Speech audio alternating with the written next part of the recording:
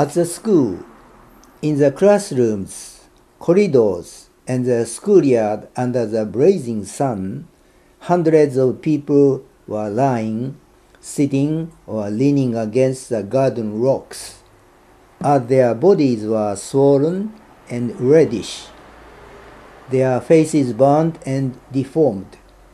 It was difficult to tell who they were, or if they were alive or dead.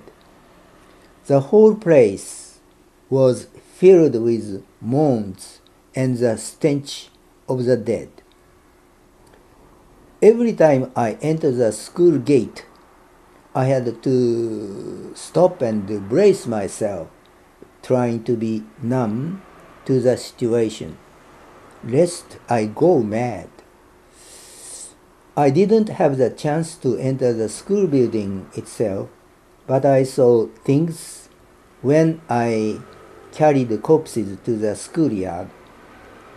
It was hard for me to imagine how the injured and dying people, the doctors, nurses, and others were enduring the pain. One evening, some hundreds of corpses were burnt on firewood arranged in the schoolyard, just as the flames were blazing high up into the night sky. An air raid siren sounded. I could never forget the terror that I felt then. For a week, we didn't take off our shoes in my house. At night, we took out the paper door and slept on it. Fortunately, my health was not badly affected. For a while, I felt weary and had diarrhea, but didn't experience a hair loss or any other symptoms that many others had. My experience is, of course, limited, only one of some 350,000 victims. The estimated number of deaths in Hiroshima by the end of the year 1945 is said to be about 140,000. In many places in the world today, Semipalatinsk in Kazakhstan Republic, Chernobyl, Nevada, Bikini Atoll in the Marshall Islands, Hiroshima and Nagasaki, etc., the victims of radiation are facing a number of difficult problems.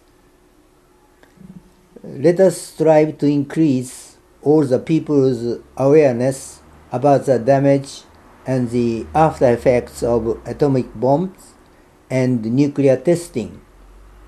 By doing so, I hope that we can strengthen our movement to eliminate these internationally outlawed nuclear weapons. I have recently been talking to the students who come to Hiroshima on school excursions. I tell them about my experiences after the explosion of the atomic bomb. They listen to me honestly, and I can see their hopes for peace in their eyes. I sincerely hope that the US government will return to the fundamental position of the complete abolition of nuclear arms, which many nations have agreed upon by signing by the Nuclear Non-Proliferation Treaty. And in Japan, we are relying more and more on America's nuclear umbrella. We must demand that the Japanese government adhere to Japan's non-nuclear principles. We shall not own nuclear arms. We shall not produce nuclear arms. We shall not let nuclear arms be brought into our country. We also need to be watchful of the Japanese government, obey our peace constitution. Since 2003, Japanese forces have been in Indian Ocean and Iraq. This was clearly in violation of the Japanese constitution. We cannot conquer terrorism via the violence of war. Placing the UN at the center of the international dialogues, we need to keep thinking why terrorism occurs, how we can begin a dialogue with terrorists, and stop the senseless killing of innocent people. We need to learn more and talk more and act for peace. Thank you very much.